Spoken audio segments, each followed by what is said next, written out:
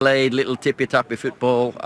Second half we stretched them more. We found space, we ran more in behind, created more space for each other, and certainly the quality was miles better second half. The goals were exceptional, all of them. I was really pleased with how we played going into half-time, except for not scoring more goals possibly, and then I thought we opened up the second half very good as well. And then we got a decision that went against us, and it seemed to floor us. And if you talk about people who's got the best view of it, it was me, because I was right in the touchline, and the angle of the ball, the goalkeeper, it was definitely over the line. And you need to look at the players' reactions. They all knew the ball was out of play as well. From where I was, I couldn't see if it was in or out. But you know, it's a brilliant pass from Bruno, and the goal is unbelievable. It's not only that, it's the way we built on the game from that goal as well. So listen, we have to take this win and move on to the next game. Away from home, we got the character, belief. Even though you're 1-0 down this week, last weekend we were 2-0 down Southampton, the boys know that they can do it, and 5 times on the bounce doing that is exceptional. Great character. I was pleased that we had 2,000 in, but I would have liked it to have been many more. Hopefully the government in time will look at it and say that it's good to get supporters back. Yeah, it's great to see supporters back, and terrific comeback from Manchester United. Ole Gunnar Solskjaer mentioned it there, that it's they've conceded the first goal in all 5 away games that they've played this season, and won them all, which is a record in itself. Today's, though, was very much about the substitutions, wasn't it, Tim? Yeah, it was. It was a tale of two halves, because West Ham firstly deserve a lot of credit. You know, the front three, you've got Fornals, Haller, Bowen, fantastic. But Ole Gunnar Solskjaer deserves a lot of credit with the substitutions, because to say the tippy-tappy football in the first half and to see that, and second half to make the subs, Bruno Fernandes, what a player. He's the main man. Marcus Rashford. It's not bad either. Later on, Mata comes on, but straight away they're involved in the play. Rashford giving them width, Pogba here, Bruno's behind making the runs. But it's just so much more room on the pitch for them, and it's just a little play here now, the creativeness. And Rashford with the 1v1 situations, this bit of skill, drop the shoulder, side netting. It just gave them a whole different dynamic. You know, this is Bruno Fernandes running the channels, composure, dribbling the ball inside. And you could say, what a strike. You know, already an assist after being on. Little flick, little back heel. It just seemed like Manchester United had more composure, relaxed, and what a strike. That's instinctive.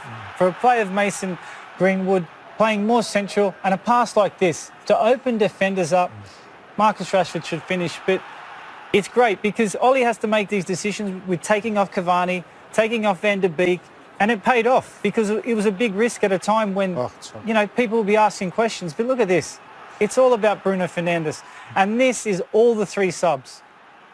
Pogba here plays the ball in, no look pass, round the corner, and Mata. It's so hard to leave these sorts of players, you know, not in the squad, and you get your reward with the finish. First half, Man United had 3 shots. Second half, 12 shots. It says it all. Fantastic. Yeah, fantastic performance from those 3. You also enjoyed the performance of Pogba, who probably played more in the role that he does perhaps for France with Fred being out. Yeah, he was asked to play that role, and he was terrific. He showed so much variation in his game today, which impressed me most. You know, the creative side, the creativity he has, which we know he's got, but also the defensive elements of the game, which, you know, he's been criticised for. Look at this, the amount of touches. This is Paul Pogba at his best. Most touches in the game, demanding the ball, making things happen, and especially in a first half where Manchester United were poor, he was the one trying to drive his team forward. He always takes responsibility with his passing. This is where he was playing, right-hand side, next to McTominay, Van der Beek, a little bit higher up in the Fernandes role, which didn't quite work. This is the type of pass we know he can do. Cavani in there in the channel. And when his confidence is up, he sees all the pictures.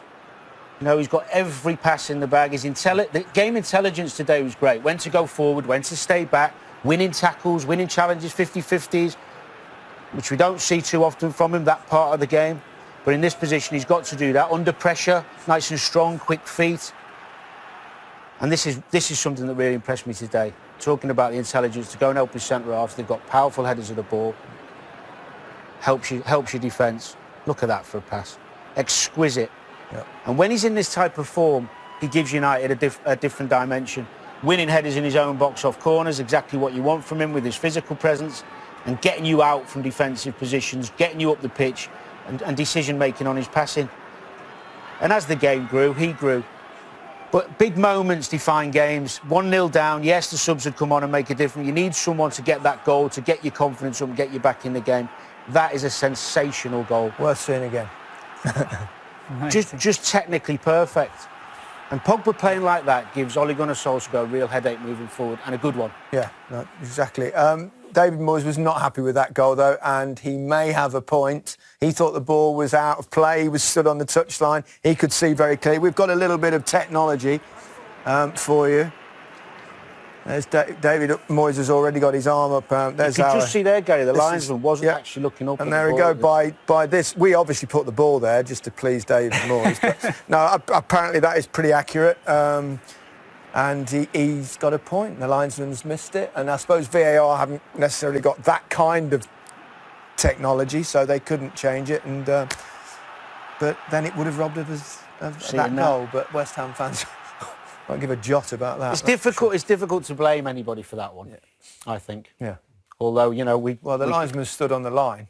Yeah, but he's already done. That won't put David Moyes' mind at rest, that picture. Yeah. It'll make it worse. Not at all. OK, we'll move. United made it 9 consecutive away league wins in a row, as I say, and they've never done that before in the club's history. And the 5 this season, incredibly, have been done from losing positions. Let's change from David Moyes and enforced one. Sebastian Haller leading the attack in the absence of the injured Mikel Antonio. Ole Gunnar Solskjaer made 5 changes to the side that won at Southampton. Dean Henderson started his first Premier League game for United. Edinson Cavani also handed his first league start with Pogba, Martial and McTominay restored to the starting lineup. Bruno Fernandes only on the bench. In this bizarre run they're having, that is the 5th away game this season. They've conceded the first goal. They've won them all. They've won 9 away games in all now, going back to last season and lockdown. First half, they're terrible. Second half, they look like they might win the league. Yeah, I mean, it's so strange, you're right, because first half, they don't come up quick enough. They could have been out of sight in this game here against West Ham. They stay in the game, manage to ride their luck a little bit. But you're right, second half, they come out like a completely different team. Different energy, quality, intensity. And that's how they need to start games, because they can't always expect to kind of bail themselves out with second half performances like this. That is. I wish he wouldn't do that. It's going to hurt his knees. But that is an amazing finish, isn't it? What a goal from Greenwood, who's had a bit of off-field things to deal with of late, with newspaper reports and so forth. Well, this is what, as Darren said earlier about Paul Pogba. I mean, you look at Mason Greenwood, this is the individual quality Man United have. They can be absolutely anything if they put a consistent run together and they really want to. I mean, this is an incredible finish. I mean, even better first touch. And obviously the power and pace beats Fabianski, which is difficult for him to deal with. So this is what Man United are capable of, and this is the individual quality they have to really put teams away. And of course, Rashford and Fernandes came on at half-time. And there's Rashford going through to make it 3. And Fernandes is absolutely key, as we're to everything that they are doing. Well, because the stats show that since he arrived at Manchester United, nobody in the league, not just Manchester United, nobody in the league has a greater assist and goal combination stat than he really is. Fernandes. I mean, he's become such a key player for them. In less than a year at the club, I mean, he makes that team tick. He's really the motor and the engine of that team. And you saw the difference he made at halftime. Him and Rashford made a huge difference and really upped the tempo for Man United. The purpose went up, the intent went up, and once that started happening and they get rolling, then it's very difficult to stop them. So they've won 9 in a row, as I said, away from home, going back to the end of last season and this season. Plenty of goals in there. This weirdest of all weird seasons, we can't actually rule them out of the title itself, can we? I mean, logically, you're thinking, no way the way they played in the first half at Southampton, in the first half today, not a chance. Beaten 6-1 at home by Tottenham. But they're right in the thick of it. They are, and as you said, they're right at the top of the table. They're in contention for being top of the Premier League. I think they're only a couple of points behind. And that's where it's strange that the criticism of Ole Gunnar Solskjaer, because people looking for reasons to get him out. He shouldn't be in charge of Manchester United. But look where they are, and he's gone about this with everyone kind of firing arrows at him.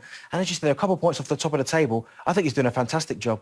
And if they were to beat Man City, we're going to see City in a second here on the show, but if they were to beat them in the derby coming up, then we really will take them seriously, Asma. Well, absolutely. I mean, Man United are 4th currently, Man City 5th, so that's going to be a huge game to kind of see where both teams are at. And I think the frustrating for us, thing think for us is when you're looking at Man United, look at the quality they have. Can they really get that consistent amount of form, get those players firing on all cylinders, and really kind of getting that, the first 2 spots rather than being 4th or 5th, and then us kind of judging them, what can they do? Can they really challenge for the title or not?